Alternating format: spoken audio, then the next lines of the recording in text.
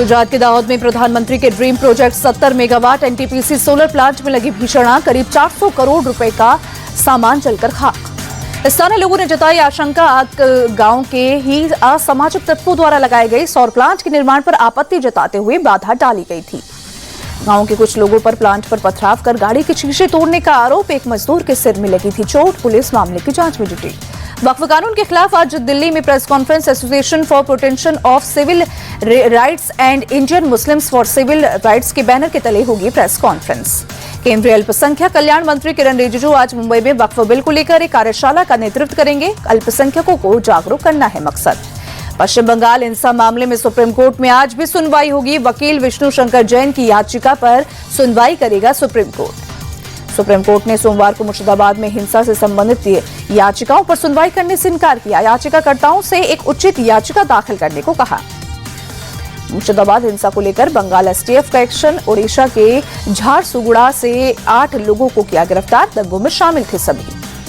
गिरफ्तार 8 लोगों में जियाउल हक के 2 बेटे भी शामिल। जियाउल हक जफराबाद में बाप बेटे की हत्या का मुख्य आरोपी है। हिंसा के बाद सभी ओडिशा लौट आए थे। केंद्रीय मंत्री सुकांत मजुमदार ने हिंसा प्रभावित मुर्शिदाबाद के धुलियाना का किया दौरा। पीड़ित परिवारों से की मुलाकात। सुकांत मजुमदार ने सीएम ममता बनर्जी पर लगाया आरोप, कहा पीड़ितों को वापस भेजने का दबाव बनाया जा रहा है। इनके घर चला दिए, ऐसे में कहां जाएंगे। मालदा रिलीफ कैंप से वापस लौटे पीड़ित परेशान। मुर्शिदाबाद के बेदबोना में राहत के नाम पर सरकार ने सिर्फ एक टेंट लगाया। पीड़ितों के खाने पीने की व्यवस्था नहीं।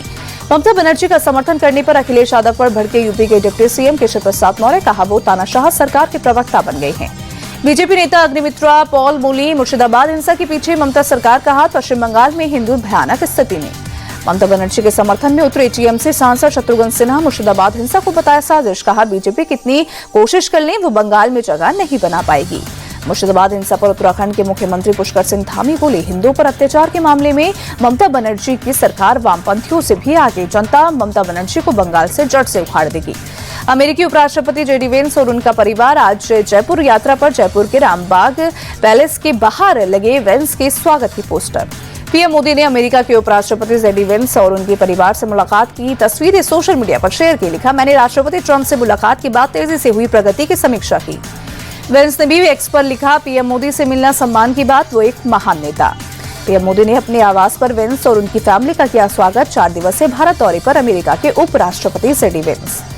पीएम मोदी ने वेंस फैमिली को पीएम आवास का गार्डन दिखाया। पीएम ने वेंस के बच्चों को मोर पंख भी दिया। भारत आने के बाद सबसे पहले जेडी वेंस ने अपने परिवार के साथ दिल्ली के अक्षरधाम मंदिर को देखा। कहा, मंदिर को इतनी बारीकी से बनाना भारत की खूबी को दिखाता है। आज 2 दिवसीय दौरे पर सऊदी अरब जाएंगे पीएम मोदी। सऊदी अरब के क्राउन प्रिंस ने दिया है न्योता। यात्रा के दौरान दोनों देशों में एनर्जी और डिफेंस समेत कई अहम सहमतियों पर मुहर लगेगी। पिछले 4 दशक में किसी भारतीय प्रधानमंत्री की जेद्दा की ये पहली यात्रा। सऊदी अरब के पीएम से भी मिलेंगे मोदी, द्विपक्षीय वार्ता करेंगे। जेद्दा में सांस्कृतिक कार्यक्रम की तैयारी में जुटे प्रवासी भारतीय, जमकर की गई रिहर्सल। पोप फ्रांसिस के निधन के बाद उनकी याद में सार्वजनिक कार्यक्रम। वेटिकन ने सेंट पीटर्स स्क्वायर में रोजरी प्रार्थना शुरू की। वेटिकन ने पोप फ्रांसिस की मौत का कारण ब्रेन स्ट्रोक बताया, जिसकी वजह से पोप कोमा में चले गए थे और उनकी हृदय गति रुक गई। पोप के निधन पर भारत में 3 दिन के राष्ट्रीय शोक की घोषणा। पहले 2 दिन का राष्ट्रीय शोक आज और कल रहेगा, जबकि तीसरे दिन का राष्ट्रीय शोक अंतिम संस्कार वाले दिन रहेगा। पीएम मोदी ने पोप फ्रांसिस के निधन पर जताया दुख। कहा, करुणा, विनम्रता और आध्यात्मिक साहस के लिए जाने जाएंगे पोप फ्रांसिस। बेंगलुरु में भारतीय वायुसेना के विंग कमांडर और स्क्वाड्रन लीडर पत्नी से मारपीट मामले में एफआईआर दर्ज। पुलिस ने एक आरोपी को गिरफ्तार किया। दिल्ली के जगतपुरी में 22 साल के युवक की चाकू मारकर हत्या। मृतक का नाम साजन। आरोपियों का पता लगाने में जुटी पुलिस। दिल्ली के यमुना विहार इलाके में सुनील नाम के एक युवक को चाकू मारा। गंभीर हालत में अस्पताल में भर्ती कराया गया। पुलिस ने मुकदमा दर्ज कर आरोपी की तलाश शुरू की। पंजाब के तरनतारन में हथियारों के 2 सप्लायर से पुलिस का एनकाउंटर में गोली लगने से घायल सुखदेव सिंह गिरफ्तार। आरोपी के पाकिस्तान से जुड़े हैं तार। महाराष्ट्र के यवतमाल के गांव में जल संकट गहराया। दूर दूर से पानी लाते दिखी महिलाएं। नासिक के टोंडवाल गांव में भीषण जल संकट। जलस्तर गिरने से कुएं भी सूखने की स्थिति में। पानी के लिए मचा हाहाकार।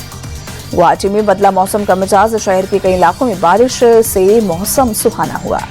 आईपीएल में लखनऊ सुपर जायंट्स का आज दिल्ली कैपिटल से होगा सामना। लखनऊ में दोनों टीमों के बीच होगी भिड़ंत। शाम 7:30 बजे शुरू होगा मैच। केकेआर को मिली लगातार दूसरी हार। गुजरात टाइटंस ने 49 रन से हराया। जीटी पॉइंट्स टेबल पर टॉप पर बरकरार।